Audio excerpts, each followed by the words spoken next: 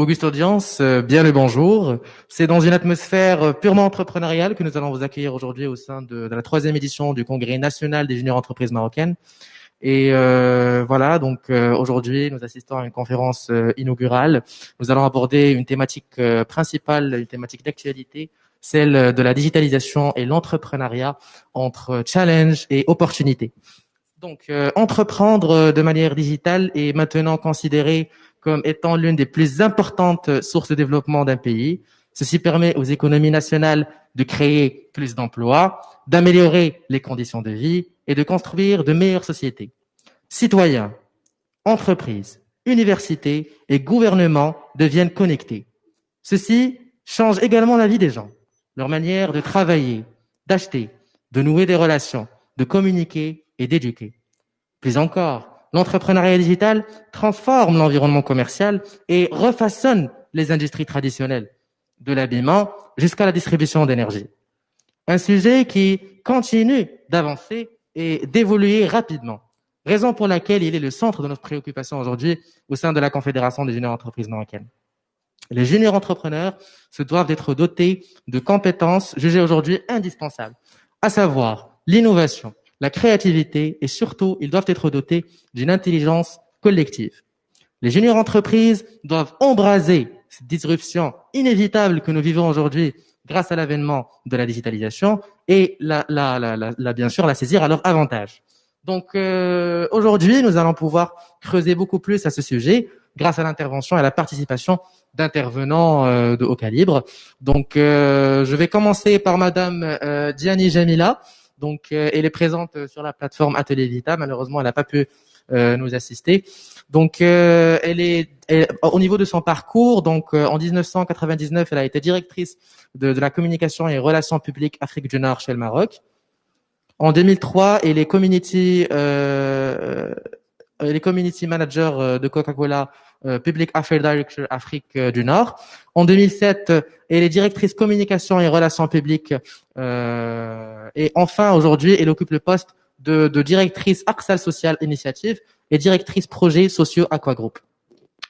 Madame Mourtali Sabrina, une expérience de 16 ans dans les ressources humaines, un parcours riche en compétences au sein de diverses compagnies. Elle a rejoint Intelsia en mars 2020 et occupe actuellement le poste d'IT Recruitment Manager. Avant d'intégrer Intelsia, elle a eu une expérience de 4 ans dans l'entrepreneuriat en tant que directrice conseil en stratégie et RH et recrutement. Monsieur Benzima Khattab, qui est présent au niveau de la plateforme. Alors, Monsieur Benzima a débuté sa carrière en 1990 à l'OCP en tant qu'ingénieur de production. Il a rejoint la Caisse centrale de garantie et il a piloté en 2009 la refonte du système national de garantie. Actuellement, Monsieur Benzima est à la tête du pôle métier qui regroupe les activités d'engagement de la Caisse centrale de garantie. Monsieur Hicham Shiger, directeur système d'information Majorel Afrique. Il est en charge de l'IT Administration and Control and Software Factory Region of France and Africa.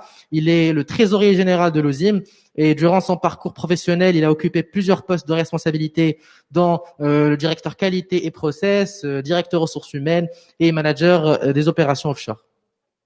Monsieur Bronzini Olivier, Monsieur Bronzini travaille depuis une quinzaine d'années au secteur du conseil en système d'information. À la suite de son précédent mandat de 3 ans en tant que directeur des opérations à Paris, il se consacre aujourd'hui à développer une nouvelle filiale nommée Maltem Africa, dont il occupe le poste de CEO. Monsieur Philippe Cross, directeur général de la Chambre française du commerce et d'industrie au Maroc. Auparavant, il occupait le poste de directeur projet d'acquisition à Rubis Énergie. Il occupait aussi le poste de général manager for Morocco and Maghreb in charge of West Africa Markets and Development. Et Monsieur Mounir Fram, qui est aussi présent au niveau de la plateforme. Alors, il est le directeur exécutif de la SMEX, l'ex-directeur délégué de la Confédération générale des entreprises marocaines et docteur de l'Université de Paris Diderot et diplômé d'arts et métiers de Paris. Il est indubitable que la digitalisation aujourd'hui occupe une place si importante et représente aujourd'hui un avantage effectivement concurrentiel pour les futurs candidats s'ils veulent aboutir à trouver des emplois au niveau de de leur recherche. Alors, Monsieur Sigar, nous souhaitons en fait savoir quelle est la vision intégrale pour en quelque sorte réduire les déséquilibres persistants sur le marché du travail. Alors, merci tout d'abord de m'avoir, on va dire, invité par rapport à ce congrès et je remercie aussi toute l'organisation. Bravo pour l'organisation en ces temps si difficiles. Moi, je pense que. Alors, est-ce que vous pouvez répéter la question parce Bien que sûr. je ne vous ai pas très bien entendu. Bien sûr. Nous souhaitons savoir quelle est votre vision actuelle par rapport pour pouvoir réduire les déséquilibres persistants sur le marché du travail. Alors, moi, je pense que sur ce créneau-là, je pense que il y a énormément de choses à faire et c'est pas nouveau ce que le Maroc devrait faire sur ce créneau-là. On travaille depuis un certain temps, que ce soit au niveau de l'association ou au niveau global. C'est qu'aujourd'hui, il y a un aspect de compétences et de formation qui sont très importantes. C'est pas nouveau. Par contre, ce qui est nouveau, c'est que on doit jouer sur un certain nombre de calibrages sur la manière comment on doit le faire. Aujourd'hui, la crise sanitaire nous a amené à réfléchir autrement, même si les idées ne sont pas bonnes, mais il va falloir accélérer un certain nombre d'idées. Et le fait de dire que nous savons qu'aujourd'hui, les gens ou les étudiants qui sortent avec un certain nombre de diplômes, oui, certes, il y a un marché d'emploi par rapport à un certain nombre de compétences, mais je pense qu'aujourd'hui, il va falloir qu'on pousse un peu plus tout ce qui est alternance, parce que c'est le nerf de la guerre aujourd'hui au niveau du Maroc notamment. On sort pas mal de diplômés. La problématique, c'est qu'ils n'ont pas la chance de pouvoir avoir un premier job, une première expérience. Et donc, du coup, on a cette problématique-là qu'il faudra absolument travailler.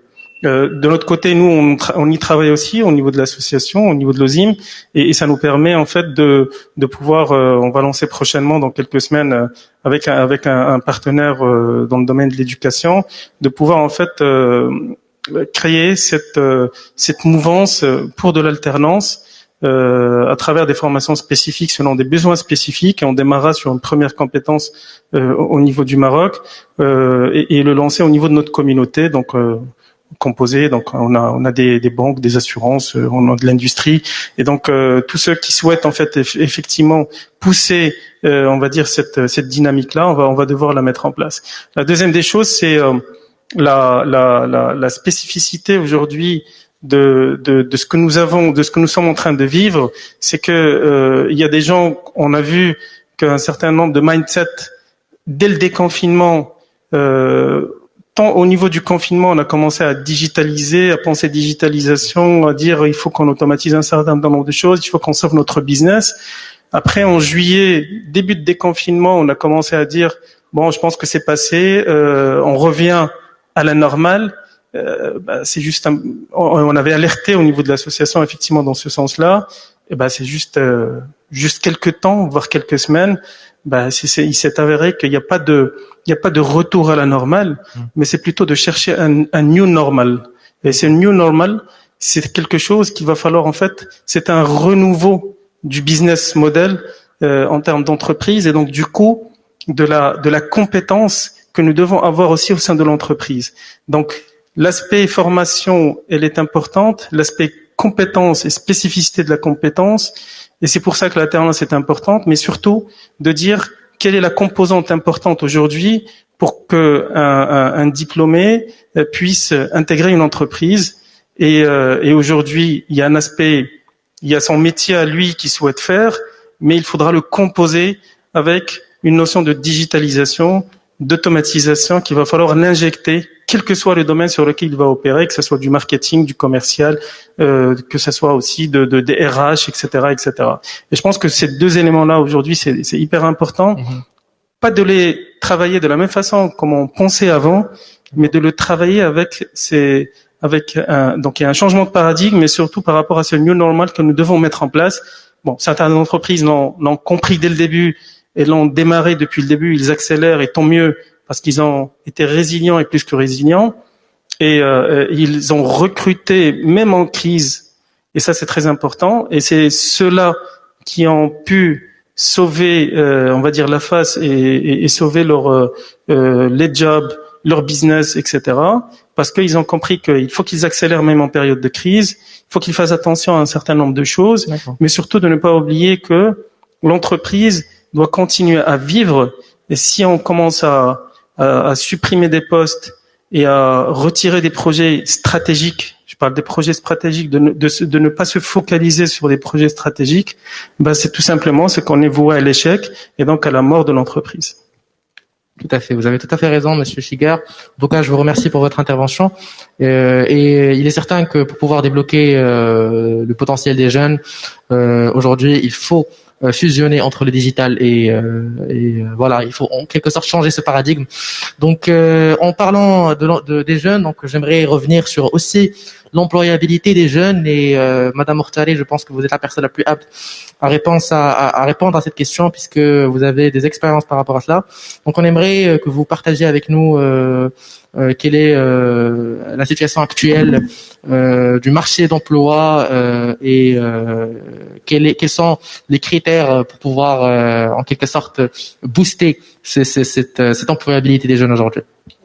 Tout d'abord, merci beaucoup pour l'invitation. Je suis ravie de pouvoir représenter aujourd'hui Intelsia au sein de ce congrès. Concernant l'histoire de l'employabilité des jeunes, je vais plutôt parler de l'employabilité de manière globale en période de crise sanitaire, depuis le début donc du mois de mars.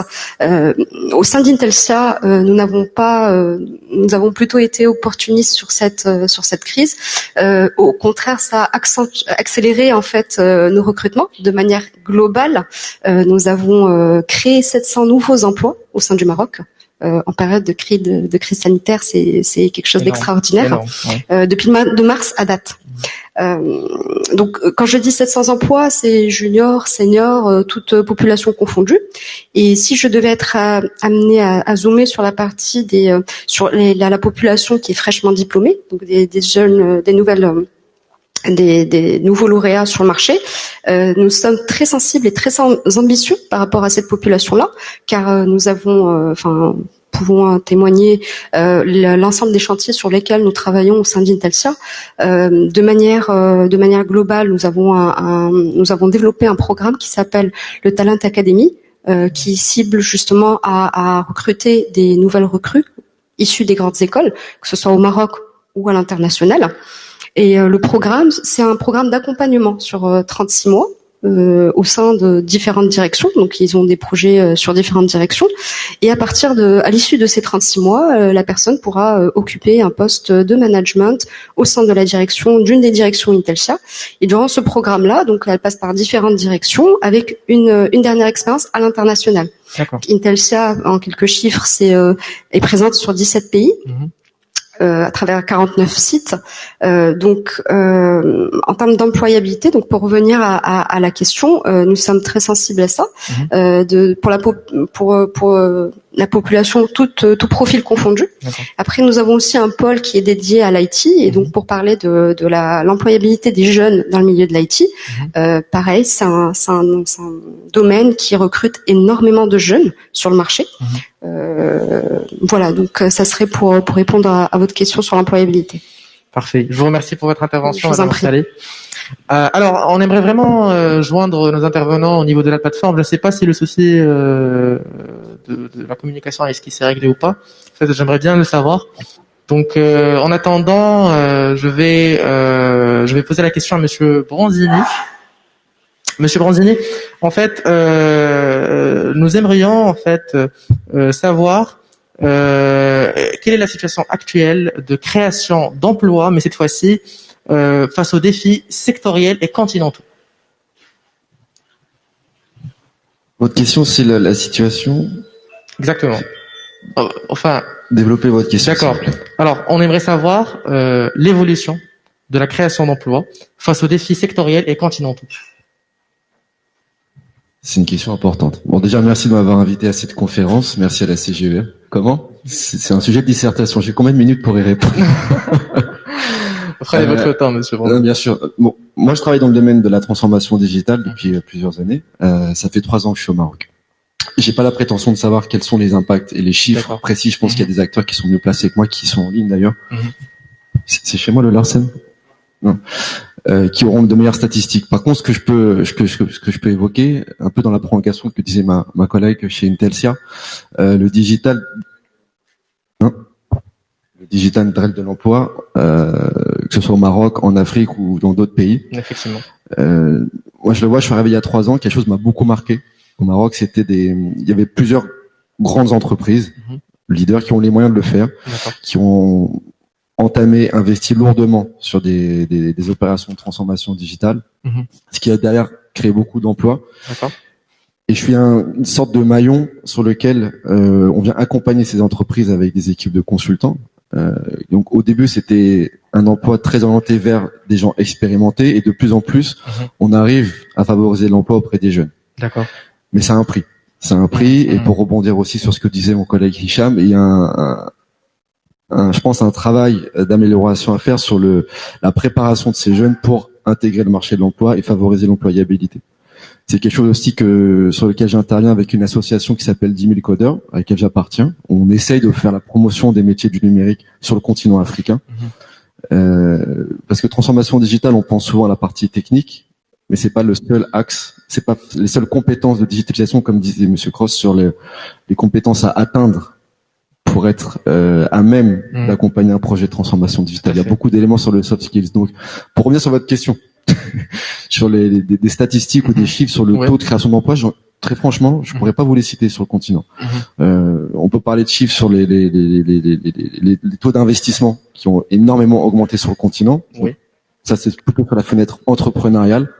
Sur la partie création d'emplois au niveau salarié, là-dessus, je préfère écouter ce que pourront nous dire les acteurs institutionnels qui font partie de la conférence. Tout à fait. Alors en fait, cette question, et je préfère la réorienter pour Monsieur Omar Ben Moussa.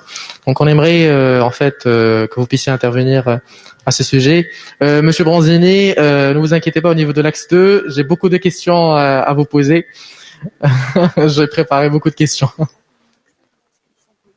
D'accord, parfait. Donc, je viens de savoir que le problème au niveau de la plateforme vient d'être réglé. Donc, c'est parfait. Alors, je vais joindre Monsieur Benzina. Monsieur Benzina, est-ce que vous arrivez à m'entendre? Oui, bonjour. Parfait. Alors, Monsieur Benzina, je vais réorienter cette question en fait. Alors, nous souhaitons savoir qu'en est-il actuellement de la création d'emplois face aux défis sectoriels et continentaux. Très bien, merci beaucoup. Donc tout d'abord, je vous remercie pour l'invitation. Je vous félicite également pour l'organisation de cet événement dans des conditions assez difficiles. Je remercie tous les intervenants aussi. Donc j'aurai le plaisir de partager avec vous. Donc c'est quoi la CCG, qu'est-ce que nous faisons, et également donc comment elle le fait et quel est l'impact de ce que nous faisons sur l'entrepreneuriat et l'emploi. Donc c'est vrai, donc la question de l'emploi c'est une question cruciale. Donc les pouvoirs publics sont également conscients de ça, et c'est dans ce cadre que donc l'État a créé plusieurs organismes à même de promouvoir ça, dont notamment la Caisse centrale de garantie.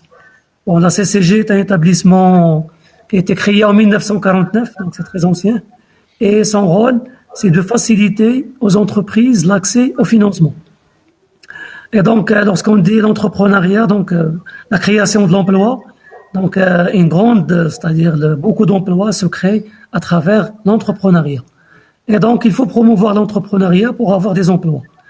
Donc, et pour promouvoir l'entrepreneuriat parmi les contraintes ou bien le nerf de la guerre, c'est le financement et l'accès au financement. Donc c'est là où on intervient dans la CCG pour faciliter l'accès au financement, justement pour promouvoir de l'entrepreneuriat et par conséquent promouvoir de l'emploi. Maintenant, comment on accorde ce financement, bien comment on facilite l'accès au financement? On finance pas directement les entreprises, mais on passe par des partenaires du secteur financier. J'aimerais également préciser que notre rôle, c'est pas de faciliter à toutes les entreprises l'accès au financement, mais on facilite. Donc, nous avons une cible et surtout la cible qui est un petit peu la plus fragile et qui nécessite un appui public. Donc cette cible, c'est constituée essentiellement donc des très petites entreprises, les auto-entrepreneurs, les affaires personnelles, la jeune entreprise, les start-up, bon bref, et également donc les petites et moyennes entreprises qui sont dans cette cible. Et je disais qu'on finance pas directement, nous, c'est pas la caisse qui finance directement, mais on passe via des partenaires financiers qui sont des partenaires qui existent sur le marché. Donc sur le marché de financement, on trouve que il y a une offre, c'est les banques, c'est les sociétés de financement, c'est les sociétés de leasing, c'est les AMC, les associations de microcrédit, etc. Et il y a une demande qui est exprimée par les entrepreneurs, les entreprises et généralement les entrepreneurs. Donc, mais les banques, pour accorder un financement, donc il y a le problème c'est-à-dire du risque, c'est-à-dire est-ce que ils sont sûrs que le client va rembourser tout le financement qui est accordé. Donc, les banques et les autres sociétés de financement, ils exigent ce qu'on appelle des garanties. Donc, ils exigent des garanties aux entrepreneurs. Et du coup, si l'entrepreneur n'a pas de garantie, donc il n'a pas le financement. Et donc, s'il n'a pas le financement, il ne crée pas d'entreprise, il ne crée pas d'emploi. Donc, c'est là où intervient la CCG pour dire, c'est-à-dire on travaille avec nos partenaires bancaires et également donc les associations qui financent et les sociétés de leasing pour leur préciser qu'ils doivent, c'est-à-dire financer des projets viables et que s'il y a un problème de risque, donc nous, on apporte une garantie. C'est-à-dire que si la banque a financé, a donné un crédit de 100, mais si jamais le crédit n'est pas remboursé, nous, on indemnise la banque à hauteur de 70 pour les TPE, voire 80% pour les entreprises promues par des femmes, donc pour promouvoir l'entrepreneuriat féminin. On garantit aussi 80% pour tout ce qui est donc le programme Intelara, qui a été lancé récemment sous haute instruction de Sa Majesté le Roi. Dans le cadre de la crise, c'est-à-dire lorsqu'il y avait le confinement, donc il y avait des problèmes de trésorerie au niveau des entreprises. Donc pour justement maintenir ces entreprises, maintenir ces emplois, donc on a dit à nos partenaires bancaires qu'on pourrait garantir jusqu'à 95% donc des financements qui seront accordés à ces entreprises. Bref, donc voilà un petit peu ce qu'on a. Et d'ailleurs, nous avons également même avec les associations de microcrédit pour donner cette garantie. Si je parle rapidement de quelques chiffres, donc sur les 11 premiers mois de 2020, donc on a garanti 112 000 crédits, donc aux différentes entreprises, de la TPE vers la grande entreprise. Bien sûr, 95% de ces crédits c'est les petits, c'est-à-dire c'est pour les petites entreprises, pour un montant global de 72 milliards de dirhams, c'est quand même important, donc qui est garanti par, soi-disant, par l'État marocain. D'accord. Donc, pour faire 112 000 dossiers, au bout de 11 mois, donc vous pouvez constater directement, donc si on n'était pas sur le digital, donc on ne pourrait pas faire les 112 000 dossiers sur 11 mois.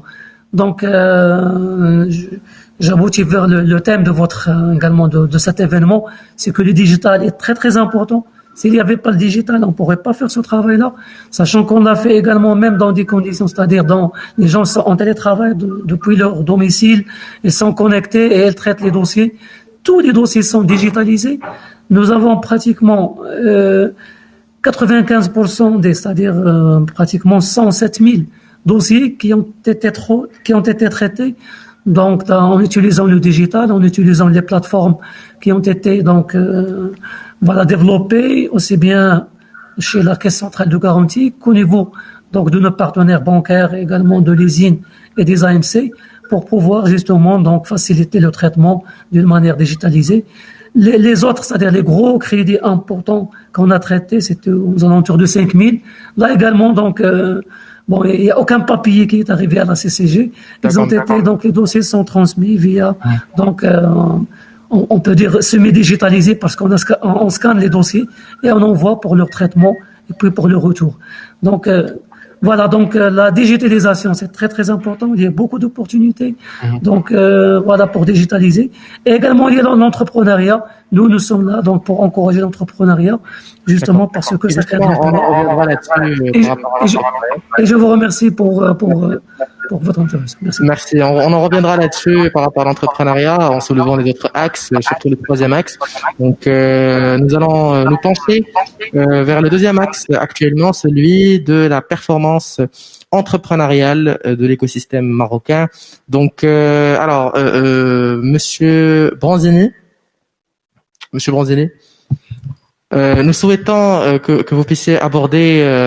Alors maintenant, nous sommes au niveau de l'axe de la digitalisation, donc nous souhaitons vraiment que vous puissiez nous aborder de façon générale les apports de la digitalisation actuelle au Maroc. Si vous pouvez développer là-dessus. Sur les apports de la digitalisation au Maroc. Oui. On vient d'avoir un exemple. Cette personne qui représente le CCG, le digital a permis de faciliter les transactions, les échanges avec ces différents demandeurs de crédit. C'est un exemple. La digitalisation, c'est quelque chose qui peut être bien compris ou sous-estimé par rapport à son impact en termes humains avant toute chose. Je le répète, la technologie dans le digital, c'est qu'un élément parmi d'autres. C'est qu'un outil qui servira à un cas d'usage ou à un processus métier. Donc l'impact de la digitalisation, et on l'a vu avec ce qui est arrivé que personne n'avait pu prévoir avec ce drame qu'est le Covid, ça c'est venu bousculer toutes les organisations, toutes les entreprises, c'est venu bousculer les administrations, ça dans le monde entier. Aussi bien pour des pays qui étaient considérés comme matures en termes de digitalisation ou d'autres pays en voie de digitalisation. Le Maroc, en tout cas de ce que j'ai pu voir, a déjà avait initié des chantiers. Certains avançaient vite, surtout dans le domaine du secteur privé par des grands acteurs économiques. D'autres un peu moins vite, probablement avec une envie et une vision très intéressante. Après, c'est comment le mettre en œuvre, pourquoi le mettre en œuvre, quelle est la recherche de valeur derrière. Donc ces impacts-là, on les a vus sur tout secteur d'activité, dans toutes les entreprises, sur les processus métiers stratégiques, fonctions support, les opérations. On pourrait en parler pendant des heures. Donc s'il y a des axes sur lesquels vous voulez qu'on discute plus précisément, ou rebondir avec les collègues sur l'Assemblée, ce sera avec grand plaisir. En tout cas, vous avez amplement répondu à ma question et je vous remercie beaucoup, Monsieur Branzini. Okay. Alors, justement, en parlant de la digitalisation, on aimerait beaucoup plus maintenant se pencher vers la vivacité de l'entrepreneuriat africain et les financements qui sont développés dans ce sens. Et on aimerait que Madame Diani puisse répondre à cette question. Madame Diani, est-ce que vous êtes disponible? Est-ce que vous pouvez activer votre micro, s'il vous plaît? Oui. Parfait. Donc, Madame Diani, c'est un honneur que vous puissiez être disponible avec nous au sein de cette conférence inaugurale. Donc, je vais répéter ma question. Alors, on aimerait en fait savoir et connaître la vivacité de l'entrepreneuriat africain et les financements développés dans ce sens. Bon, déjà, je vous remercie de m'avoir invité à cet événement. Je remercie toute l'équipe, Zeynep et les organisateurs. Alors moi, je vais parler la casquette africaine. Je vais parler de cet aspect-là à travers ce qu'on appelle la diplomatie parallèle, puisque j'ai initié plusieurs événements qui mettaient en avant la richesse du continent africain, et notamment ces 3 dernières années avec une autre personne qui est actuellement en France, qui s'appelle Zeynep El Qadiri. On a mis en place un événement qui s'appelle Afrifata, African Fashion Talent, qui était une plateforme pour promouvoir l'entrepreneuriat, mais à travers la mode. Et en fait, l'idée, c'était de montrer tous les métiers autour de la mode, toute la richesse au niveau de l'emploi. Et il faut savoir que Zeynep et moi, nous sommes des franco-marocaines qui venons de quartiers difficiles. Et l'idée, c'était de montrer que les barrières se trouvent dans la tête et que les freins sont dans la tête. Et c'est pas parce qu'on n'a pas fait d'études et qu'on n'a pas des diplômes supérieurs qu'on peut pas réussir dans sa vie. Et l'art est un moyen aussi de réussir. Donc on a travaillé sur ça, on a travaillé avec 17 pays africains. Et là on a vu que c'était vraiment compliqué d'un pays à l'autre. Il y avait donc l'Afrique anglophone, l'Afrique francophone et l'Afrique lusophone. Et on n'avait pas le même niveau de richesse déjà pour travailler, pas le même niveau de richesse au niveau des jeunes stylistes. Par exemple, on avait des jeunes Sud-Africains, l'Afrique du Sud, c'est un peu les États-Unis du continent africain. On avait des jeunes du Bénin, donc ils avaient la même passion au niveau de la mode. et chacun expliquait les difficultés qu'il avait pour financer justement soit sa collection ou ensuite vivre de son travail. Donc ensuite, nous, ce qu'on a fait également, c'est qu'on a créé un pont économique entre la France et le Maroc à travers ce projet africain. On a fait un partenariat avec une amie à moi qui a créé la fondation TF1. Elle s'appelle Samira Djouadi. Et Samira Djouadi, en fait, avec elle, on est parti à Épinay-sur-Seine. On a pris des jeunes. On a pris 15 jeunes qui ont travaillé pour nous dans la 3e édition du festival et qui ont géré l'accueil. Donc pourquoi je vous parle de ça? Parce que ces jeunes, ils étaient tous de nationalité française, mais ils avaient tous des origines africaines. Et en fait, ils nous ont dit, nous, madame, c'est la première fois qu'on a un vrai stage où on est en situation, parce que là, on n'est pas dans des stages kebab. Il faut savoir qu'en France, quand vous faites un bac, justement, j'ai écouté les intervenants, ils sont dans les bacs professionnels avec option accueil. Et là, ils se sont retrouvés donc dans un pays qu'ils connaissaient pas, le Maroc. Ils étaient avec nous à Casablanca. Ils devaient gérer la presse internationale. Ils étaient dans des hôtels de luxe. Donc, du coup, ça leur a montré aussi que il peut y avoir des tremplins, qu'on peut accéder à des postes intéressants. Et tout ça se fait grâce à un réseau. Parce que ce qu'il faut dire aussi, c'est que sans réseau, les jeunes, ils peuvent rien faire. Et donc, c'est pour ça qu'également, lors de la première édition du festival Afrifata, moi, j'avais travaillé avec les jeunes de Sidi Moumen parce que j'ai été dans ma vie directrice de la communication et des relations publiques de Coca-Cola Export et j'ai eu le malheur de vivre les attentats du 16 mai à Casablanca. Et donc, j'ai travaillé pendant des années avec ce quartier. Et quand j'ai eu l'opportunité d'amener les jeunes pour travailler avec moi sur Afrifata, ils étaient tellement fiers de prendre le tramway et de travailler avec nous au Sofitel. Donc, si vous voulez, quand on parle de l'employabilité et le développement à travers le continent, c'est sûr que c'est important qu'on crée des ponts, donc entre l'Afrique du Nord, l'Afrique subsaharienne et l'Afrique anglophone et lusophone, mais c'est aussi important de se constituer en réseau. Donc nous, ce qu'on a fait aussi, lorsqu'il y a eu, on a vécu le Covid, donc bien sûr, on n'a pas pu organiser un défilé de mode, c'était impossible. Par contre, moi, comme je suis active avec la Fondation TF1, mon amie Samira Djouadi, elle a mis en place un projet. D'ailleurs, elle a eu l'année dernière la Légion d'honneur pour tout ce qu'elle fait en France. Tous en stage. Vous savez tous que pour trouver un stage, si on n'a pas de réseau, on est mort. Et encore plus quand on est dans des quartiers un peu difficiles en France. Et donc, du coup, elle a créé tous en stage en digital. Et donc, il y avait 300 élèves par semaine. Donc, pendant toute la période du Covid, elle a organisé des séances. Et avant-hier, j'ai eu la chance de participer à une séance de tous en stage où certains jeunes étaient dans des sièges d'entreprise Total et d'autres jeunes étaient chez eux. Et avant-hier, donc je parlais de chez moi à Casa avec 13 jeunes dans différentes villes de France. Est-ce que vous imaginez l'impact que ça a? C'est-à-dire de montrer que la digitalisation, si elle se fait comme il faut dans tous les pays du continent africain, il n'y aura pas de frein et les jeunes auront accès soit à des personnes comme nous qui ont de l'expérience et du réseau. On pourra aussi, moi j'ai un jeune qui m'a envoyé un email pour me remercier, il m'a dit merci Madame Diani de m'avoir donné des conseils de vie. Et je pense que c'est ça aujourd'hui ce qu'il faut donner à la jeunesse africaine, c'est leur montrer que on va s'en sortir, qu'on peut s'en sortir, que l'avenir il n'est pas forcément en Europe ni aux États-Unis, que l'Eldorado il est chez nous, dans le continent africain. Il faut juste donner les moyens à ces personnes de pouvoir s'exprimer et de s'épanouir. Je ne sais pas si j'ai répondu à votre question.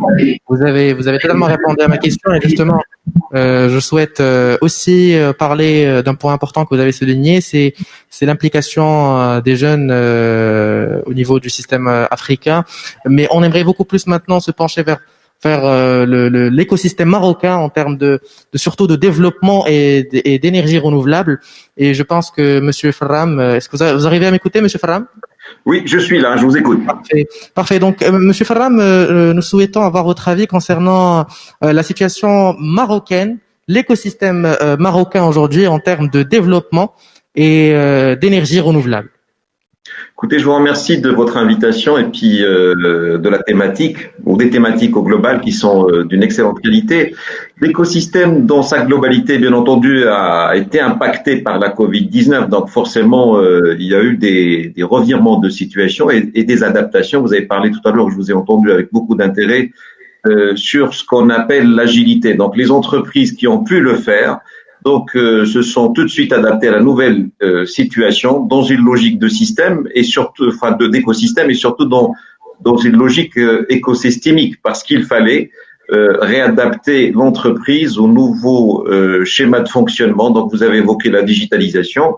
Beaucoup d'entreprises ont eu des difficultés et là, c'est toujours ces sujets de capacité de suivre un peu les fluctuations dans le cadre d'une mondialisation. L'écosystème dans sa globalité, je pense qu'il a été résilient pour certains secteurs et moins pour d'autres qui ont su s'adapter rapidement. Vous m'avez interpellé sur les problématiques énergétiques, si je comprends bien. C'est ça, hein? Oui, oui. Les problématiques énergétiques, parce que tout à l'heure j'ai entendu parler de digitalisation, elles constituent un vecteur majeur de développement, que ce soit pour le Maroc ou pour les autres pays. Je ne sais pas si vous avez entendu parler actuellement de ce qu'on appelle la décarbonisation des entreprises, parce qu'en fait l'Europe actuellement est en train de mettre en place ce qu'on appelle des normes d'importation. Les énergies renouvelables et propres s'imposent comme ce qu'on appelle une donnée incontournable pour les entreprises, que ce soit au Maroc ou ailleurs. Donc, on est interpellés tous sur cet aspect-là et je pense qu'il faut faire preuve d'agilité pour que nous puissions répondre à ces exigences qui sont de marchés étrangers, que ce soit dans le cadre des accords de libre-échange qu'on a signés avec l'Europe ou dans le cadre d'autres pays. Donc, c'est une exigence. Donc, il faut aussi quelque part une forme d'agilité qui doit être inscrite dans les ADN des entreprises pour qu'elles puissent travailler sur des modèles énergétiques qui soient très compétitifs, aller vers une décarbonisation et surtout qu'il y a des acteurs ici au Maroc qui sont très en avance par rapport à ces sujets-là.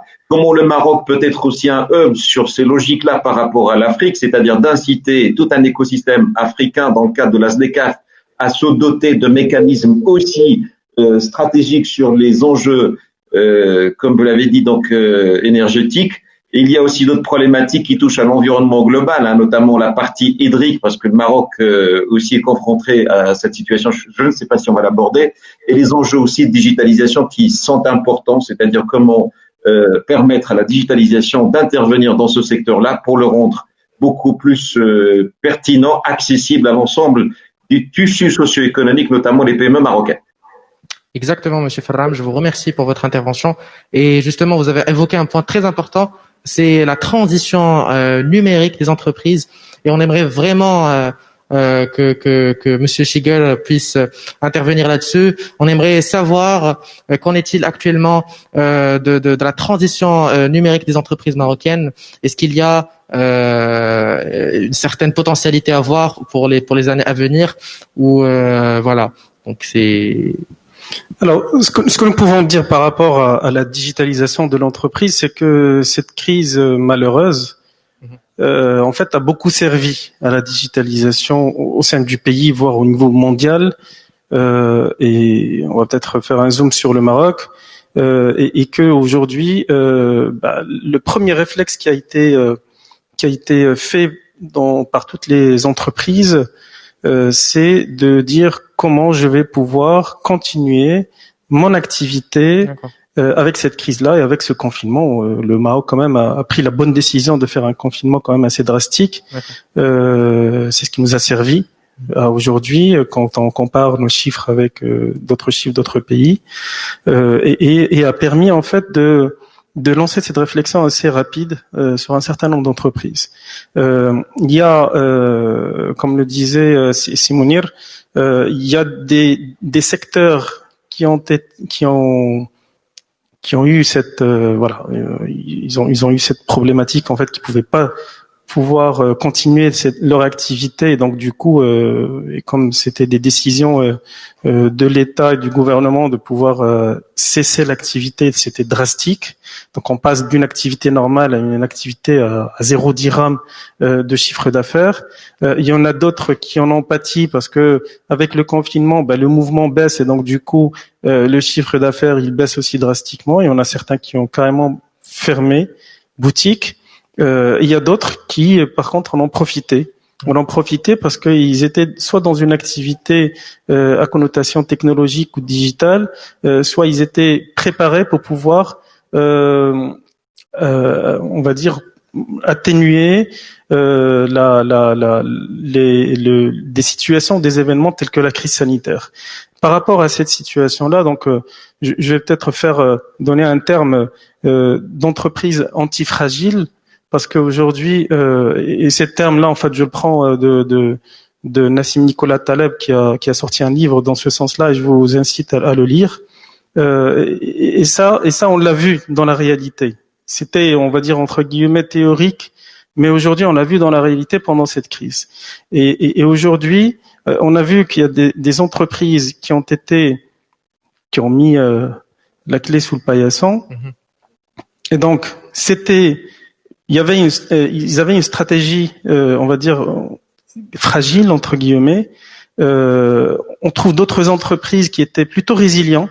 Ça veut dire qu'ils ont fait l'effort de pouvoir aller chercher quelles sont les dimensions ou les axes sur lesquels ils devaient travailler pour pouvoir pérenniser ou à minima éviter le pire. Et donc, ils étaient dans ce statut de résilience. Et donc, ils ont fait beaucoup d'efforts, voire même investi un peu pour pouvoir pérenniser un minimum requis. D'accord. Et après, on trouve des entreprises effectivement qui étaient au-delà de la résilience et donc dans l'antifragile. Et ça veut dire qu'ils avaient pensé auparavant sur des situations critiques, des situations catastrophes. Peut-être pas forcément la crise sanitaire, parce que la dernière datait de 100 ans, mais un peu avant, dans les années 40-50, mais ils avaient profité de cette anticipation, cette vision de l'entreprise qui a permis non seulement d'être résilient, mais de profiter de la crise pour pouvoir générer de nouveaux marchés, de nouveaux business, de créer des produits et de pouvoir se positionner sur d'autres business models. Et ça, c'est ce qu'on appelle le renew. Ça veut dire que on est dans cette vision de dire à chaque fois qu'on tombe quand on est dans une crise telle que celle-là, en fait, on la voit comme une opportunité. Et ça, c'est très important vis-à-vis d'un œil d'un manager ou du top management qui ne succombe pas en fait qui ne subit pas la crise, mais plutôt la prend comme une opportunité pour pouvoir la rendre on va dire, à son profit. Et on a vu ces entreprises-là qui en ont profité, et c'est très important. La digitalisation aujourd'hui au niveau du Maroc, on a vu de toutes les couleurs. Le gouvernement aussi en a profité parce qu'on a vu une accélération de projets digitaux au sein du gouvernement. Je peux en citer beaucoup, mais certains d'entre eux, c'est le parapheur électronique qui a aidé certaines administrations publiques de continuer à servir les citoyens, qui était très important pour ne pas bloquer, on va dire, l'économie. Les banques, ils ont aussi joué un rôle très important parce qu'ils étaient légèrement en avance avant la crise et donc ils avaient lancé cette mouvance de digitalisation. Et il y avait beaucoup d'entreprises qui ont sorti leur catalogue de produits digitalisés pour pouvoir survivre. Et donc je pense que ça c'est très important. Un autre sujet, c'est que en pleine crise, on s'est réunis entre acteurs du digital, on va dire, autour d'un projet qui s'appelle le PMD, c'est le Pacte Maroc Digital, qui a été présenté au ministre de l'Industrie, du Commerce et de l'économie numérique, pour pouvoir en fait profiter de rendre cette crise une opportunité pour le Maroc. Et donc on a travaillé en consortium, on va dire, entre l'APBI, l'OSIM, MSEC et MNC, Maroc Numérique Cluster, pour pouvoir sortir le pacte Maroc Digital. On l'a sorti, on l'a donné dans les mains du ministère. On a discuté, c'est pris en considération. Aujourd'hui, l'ADD en fait aussi un projet et va dans le sens de la stratégie du numérique qui a été mis en place au niveau du Maroc, et on travaille ensemble sur ce projet-là. Je vais pas rentrer dans le détail parce que c'est pas le plus important, mais aujourd'hui il y a ce fort intérêt du Maroc, du gouvernement marocain de pouvoir apporter des solutions. Et on a beaucoup de projets très ambitieux. On en aura des quick wins dans les prochaines semaines, dans les prochains mois. Et l'objectif, c'est de rendre le Maroc de plus en plus résilient avec la digitalisation. Justement, je vous remercie, Monsieur Chigar, pour votre intervention. Et d'ailleurs, ce que vous avez évoqué par rapport à la transition digitale dans des circonstances, dans une conjoncture qui est assez délicate, c'est quelque chose qui a été initié par plusieurs entreprises, plusieurs intervenants, à savoir Intelsia, donc Madame Mourtali. Je pense que vous avez un témoignage par rapport à cela, par rapport à la transition numérique dans une conjoncture post-Covid. Alors oui, tout à fait. Je pense que toute entreprise a été impactée par la crise sanitaire que nous avons rencontrée. Maintenant, l'impact a été positif pour certains et négatif pour d'autres, selon plusieurs éléments qui rentrent en considération, notamment le secteur d'activité. En l'occurrence, l'offshore, ce n'était pas le cas, c'était plutôt l'un des secteurs qui se sont portés le mieux en période de crise sanitaire. Toutefois, nous n'étions pas vraiment prêts. Au tout début, au mois de mars, nous avons vu la vague arriver parce que nous sommes implantés dans d'autres pays, notamment la vague en France. Donc, ce qui nous a fait très rapidement nous adapter et réfléchir à des solutions pour pérenniser notre business. Et de ce fait, nous étions un petit peu dans l'obligation, comme toute autre entreprise, de s'innover, de se réinventer, de trouver de nouvelles solutions pour pouvoir répondre et garder la pérennité de nos activités. De ce fait, nous avons développé pas mal d'actions pour pouvoir accompagner la nature du contexte en période de Covid. Nous avons développé notre propre chatbot qui pour le recrutement des chargés de clientèle, toujours dans la partie digitalisation. Nous avons digitalisé 100% du processus de recrutement, par exemple, donc plus d'entretien en présentiel. Nous avons nous rencontrons tous les candidats en virtuel. Nous faisons des formations en virtuel. Vraiment, tout le processus a été digitalisé en un temps record. Nous étions aussi dans l'obligation de mettre la population en télétravail. Et nous avons plusieurs milliers de collaborateurs au Maroc, ce qui était très compliqué compte tenu du contexte. Et il fallait sécuriser les données, il fallait donner accès justement à ces collaborateurs à distance à certains logiciels qui sont internes à l'entreprise. Il fallait les suivre. Et dans quel cas nous étions aussi un des éléments phares sur lesquels nous sommes focalisés, c'est déjà de rassurer les collaborateurs sur la pérennité de leur emploi, parce que en mars-avril, on voyait pas le bout du tunnel, et l'un des mots d'ordre, c'était de stabiliser les emplois de tout le monde. Et donc nous devions être encore plus proches, de créer cette proximité avec les collaborateurs, de façon à ce qu'on puisse les rassurer. Donc nous avons développé certains outils qui sont par exemple le Tolkien, qui est un outil intranet qui permet aux collaborateurs d'échanger avec, donc à distance, en télétravail, qui était quelque chose de complètement nouveau pour lui. Donc qu'il puisse garder cette proximité avec son manager, qu'il puisse échanger avec lui en one-to-one, qu'il puisse échanger avec ses collaborateurs. Idem, nous avons développé un autre outil qui s'appelle j'ai oublié le nom, le sharing, et qui permet, c'est une espèce de forum où l'ensemble des collaborateurs posent des questions sur des difficultés, des blocages qu'ils reçoivent au quotidien, de façon qu'on puisse au fur et à mesure avoir des réponses. Donc des collaborateurs qui posent des questions, d'autres qui répondent, de façon à ce qu'on puisse alimenter ce pipe-là, et qu'on puisse l'utiliser aussi sur les formations à distance digitales qu'on a développées en parallèle. Nous avons aussi créé une cellule de crise pour les collaborateurs qui puissent échanger et être rassurés en période de Covid. Donc voilà un petit peu l'ensemble des éléments que nous avions mis en place en un temps record. La DSI a fait un travail colossal parce qu'il a fallu trouver des solutions immédiatement. C'était des journées avec plusieurs nuits blanches où tout le monde était à 100% et qu'il fallait délivrer immédiatement et trouver s'adapter au contexte. Donc je pense que ces éléments-là nous ont permis de nous réinventer et puis de croire encore plus en nos compétences et de se dire finalement on a su avec de l'agilité maintenir notre business et bien au-delà. C'est que nous avons créé de l'emploi en période de crise sanitaire. Donc ça c'est très bien.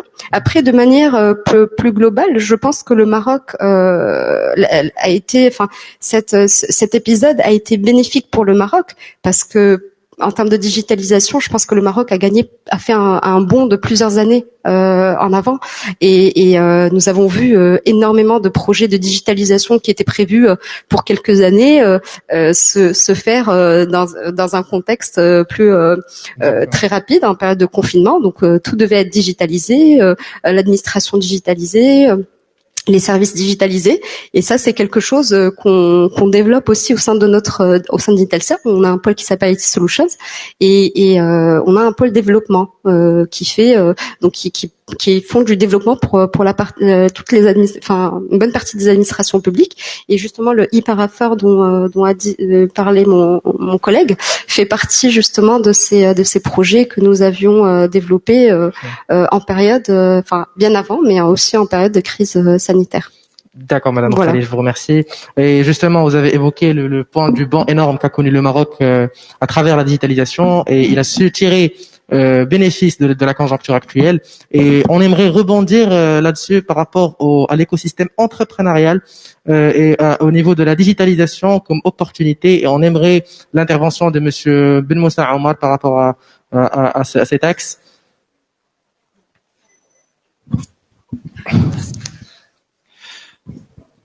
Bonjour tout le monde.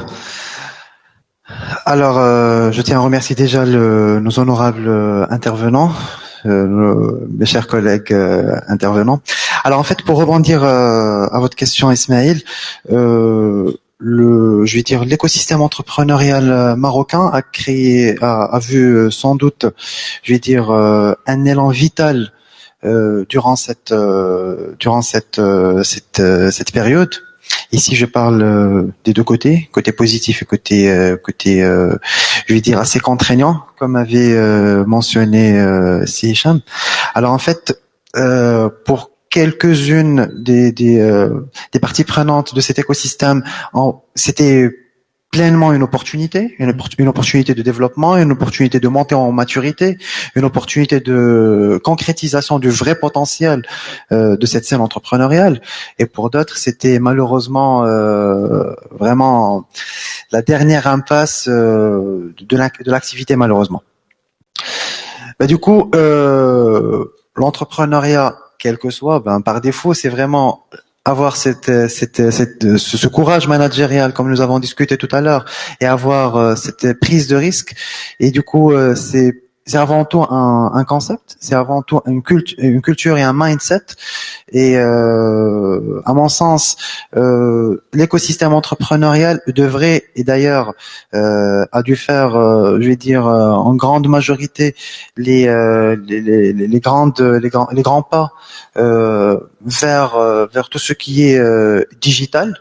Aujourd'hui, nous avons pas mal de plateformes digitalisées pour l'entrepreneuriat. C'est pas assez, on est d'accord, mais c'est déjà un pas prometteur pour la scène entrepreneuriale, un pas prometteur pour l'entrepreneur comme individu, un pas prometteur pour l'écosystème économique. Aujourd'hui, on peut pas nier que l'entrepreneur, c'est un maillon fort dans la scène économique. L'entreprise sans entrepreneur, elle peut pas avancer sereinement. L'entrepreneur sans l'écosystème économique ne peut pas avoir une activité viable. Mais du coup, la digitalisation, c'est bien évidemment un acquis qui doit être développé davantage. Ça doit être fait partie de la vision de l'action entrepreneuriale. Et juste pour faire une projection sur le mouvement junior entreprise dans ce cadre de cette pandémie. Malheureusement, elle avait des répercussions assez critiques au début, vers les 2 mois mars-avril, vu qu'il y avait une hésitation et surtout une résistance au changement, pour être honnête, pour digitaliser tous les process, avec une organisation basée, je vais dire, à 70% du présentiel, basée à 70% de la proximité, passer directement le jour au lendemain vers une digitalisation. Il y avait une certaine agilité à mettre en place, il y avait un certain mindset pour je vais dire gérer cette gestion de ce changement. Et dans ce cadre, nous avons mis en place tout un projet de digitalisation dans le cadre de la commission de développement stratégique pour digitaliser, je vais dire, l'activité globale de la junior entreprise comme élément, comme membre adhérent de la confédération, et aussi digitaliser l'activité de la confédération vis-à-vis ses collaborateurs, vis-à-vis ses partenaires, vis-à-vis ses fournisseurs aussi. Donc la digitalisation sans doute était et sera toujours, je vais dire, le business, je vais dire, partenaire de l'entreprise pour réussir ces défis et pour en tirer toujours de chaque action et activité une vraie opportunité. D'accord. Je vous remercie, Monsieur Ben Moussa, pour votre intervention.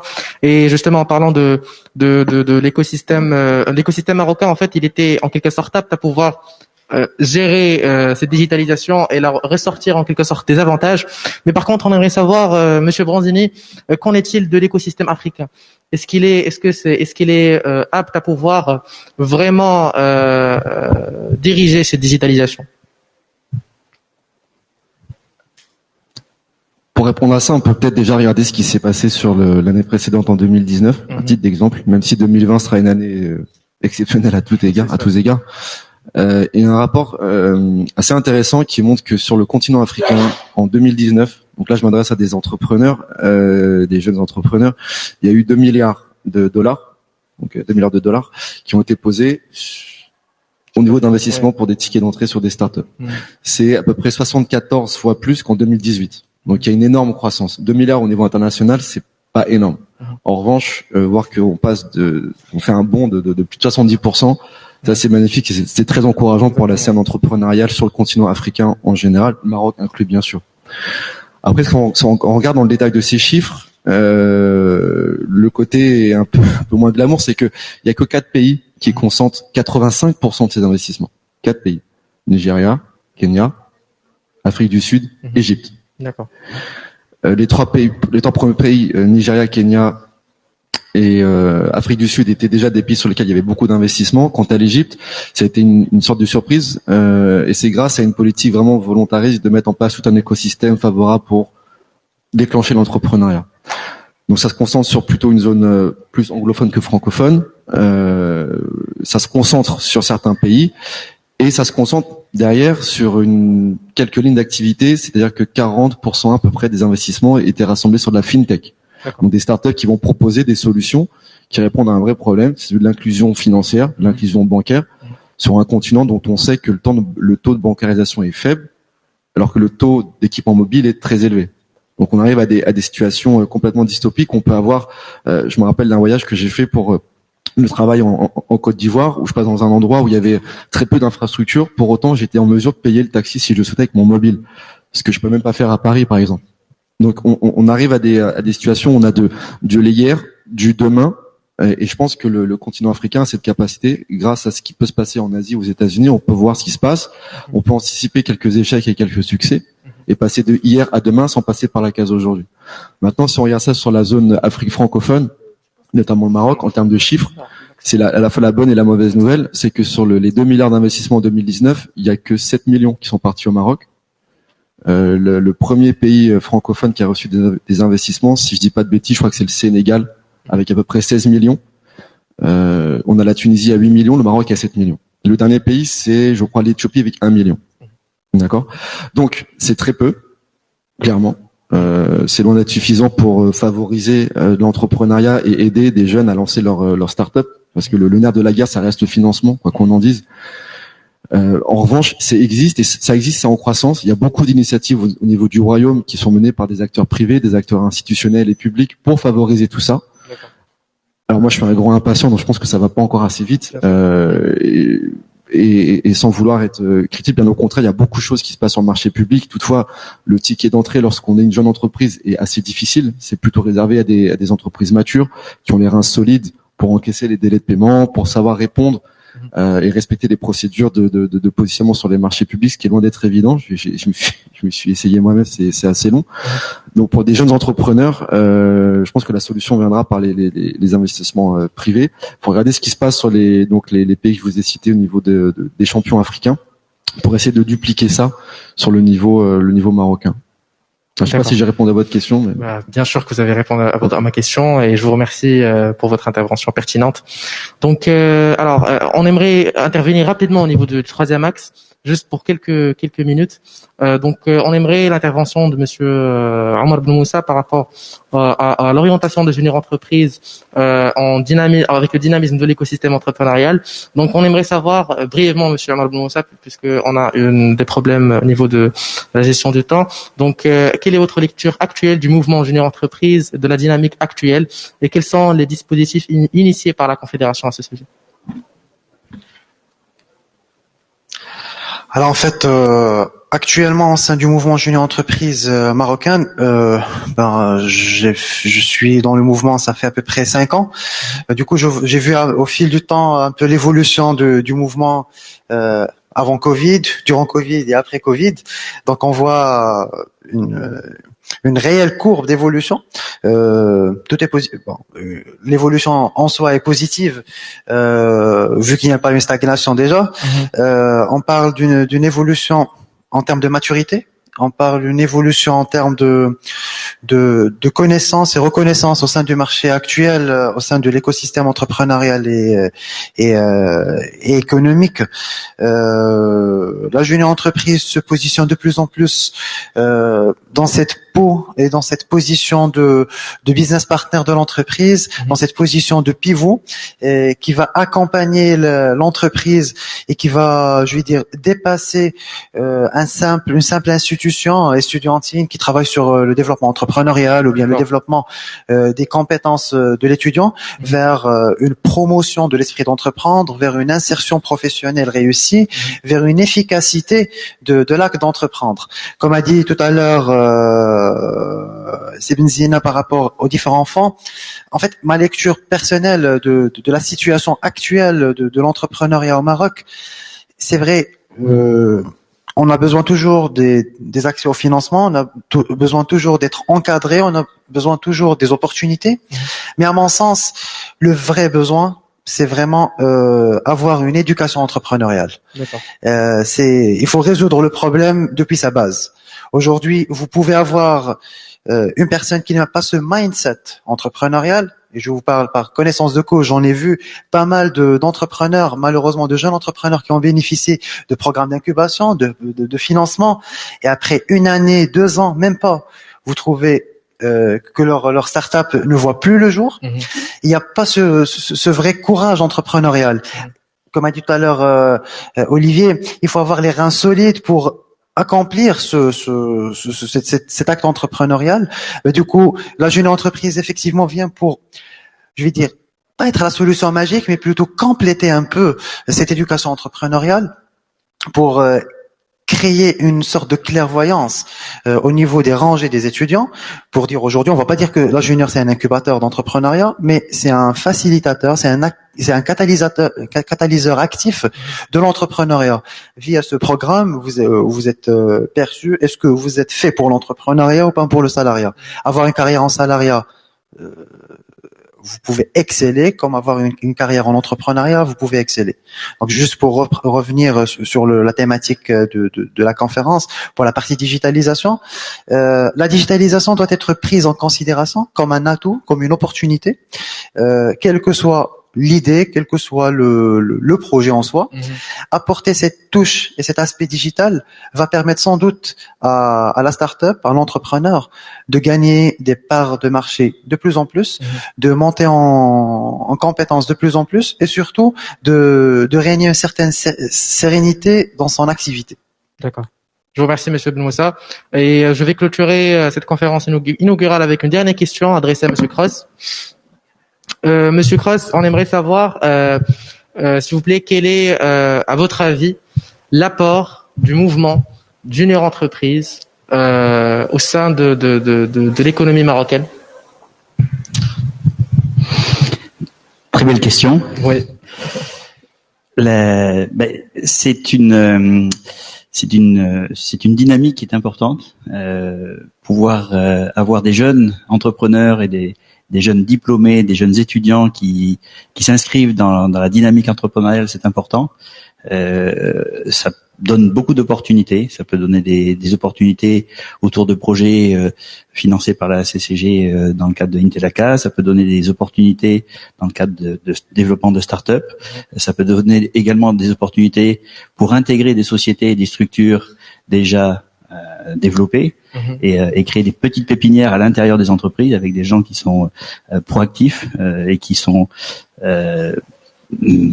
force de proposition d'idées. Donc l'entrepreneuriat et le mouvement junior entreprise est un mouvement important qui doit se développer, et j'incite les différentes écoles à développer à l'intérieur de chaque structure d'école un mouvement. Nous, au niveau de l'école supérieure des affaires, nous avons une junior entreprise et nous sommes en train de travailler avec votre fédération pour intégrer notre junior entreprise à l'intérieur de la fédération également. C'est un projet qui est en cours en ce moment, qui va permettre également de donner accès aux autres junior entreprises à des axes d'opportunités vis-à-vis des adhérents de la Chambre française de commerce et d'industrie. Donc c'est quelque chose qui va se créer de plus en plus, et c'est un beau mouvement. Voilà, donc on est avec vous pour vous accompagner.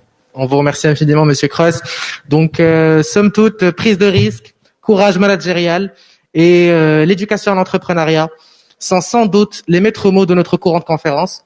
Ainsi, dans une ère où le digital prend de plus en plus le lead, il est inéluctable de promouvoir l'écosystème entrepreneurial sous le rayon de l'action digitale. Chère audience, sur ce, nous tenons à vous remercier et à remercier nos panélistes pour leur partage et la qualité de notre échange qui est abordé, et remercions au nom de toute l'audience le comité d'organisation de la Confédération des juniors entreprises marocaines. Je vous remercie.